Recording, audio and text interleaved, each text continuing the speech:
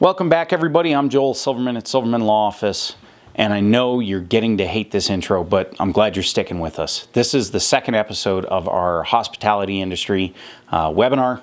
So number 2, we'll have 2 more after this, so please stay with it. That we know you're going to pull out some information out of this that's worthwhile. So today we're talking about license applications.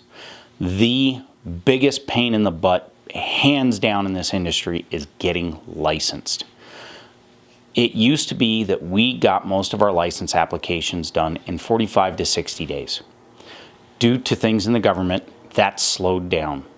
If you're getting a liquor license or a beer wine license in Montana, you can expect it to be 75 to 90 plus days just to get a license. Now, we know some tricks to help get you opened sooner than that, but expect final approval from the state agency to be that long. Now, let's take it even a step further. Let's say you're a brewery or a distillery, or a cider house, winery.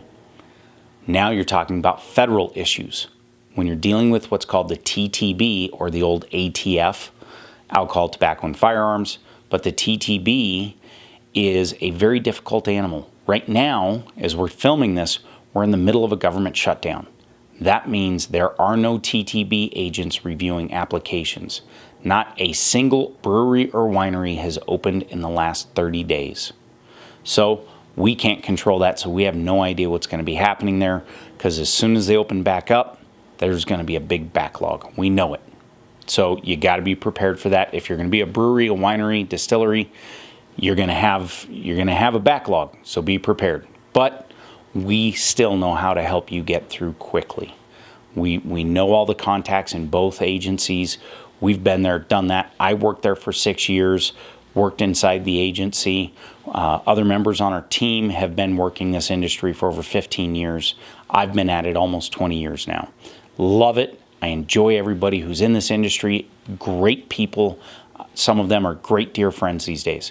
So now, what is the difference between applying as a brewery, distillery, a manufacturer, and somebody who retail sells alcohol? It's a huge difference.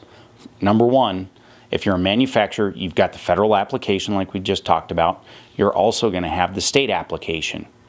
And you're also going to have to apply and comply with both sets of rules, both federal and state. If I'm a bar or I'm a hotel, right, if I'm a retailee or retailer of alcohol, that means I'm selling it directly to the public as a retailer.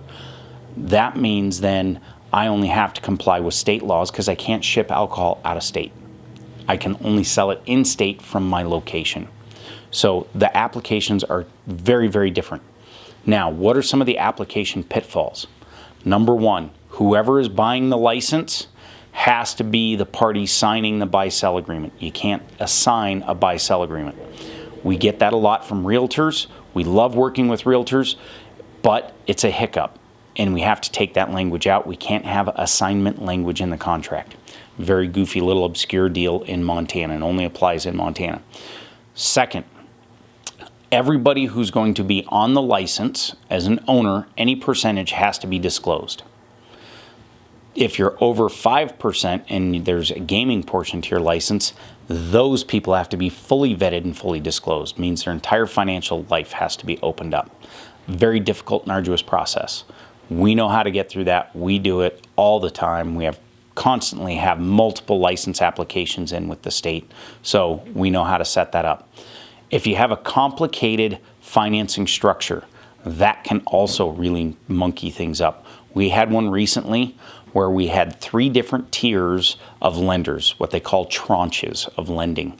Made it unbelievably difficult, but we were able to weave not only our clients, but the lenders through the right process to set everything up the right way that made the lenders happy, made the buyers happy, and then we're able to go in and meet with the Department of Revenue and the Department of Justice, walk the government agencies through it so they were happy too. It's what we do. We know this industry inside and out. It's a fantastic place to live and work, and we love doing it with the hospitality folks. Now you ask, okay, well, Joel, what's the best way to structure my business? There's a lot of ways to structure your hospitality business. It depends on what you're doing. Are you going to own the real estate? Are you going to own the license? Are you going to own the furniture, fixtures, and equipment? What is the process of which you're going to own? That changes the game. The standard way of doing it across the board, for the most part, is you're going to have an LLC or a corporation that owns the real estate, and you're going to have a separate LLC or corporation that owns the liquor license. Pretty typical. Why do you do that? Trying to separate liabilities, number one. Number two, you're also trying to separate the tax issues that can come up between the two of them. So a very simple way to go about it.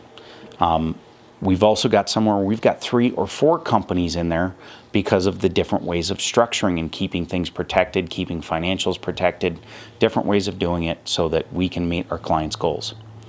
So the one question that's asked more than any other when it comes to an application, when can I open my doors? Depends. That's the typical lawyer answer, right? It depends.